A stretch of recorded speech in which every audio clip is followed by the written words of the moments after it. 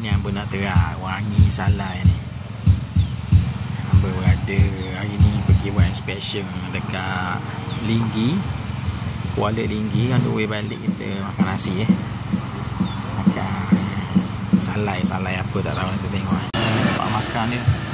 Wah juga tempat makan dia. Oh, segala macam salai. Segala macam salai. Kita tengok.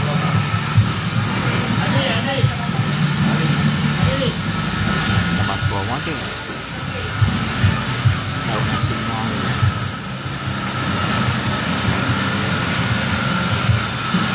Sayur.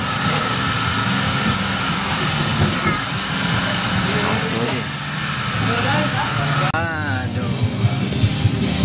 Buat molek karaoke depan tu. Kita makan daging salai.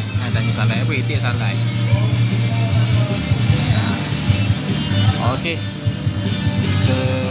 Bismillahirrahmanirrahim.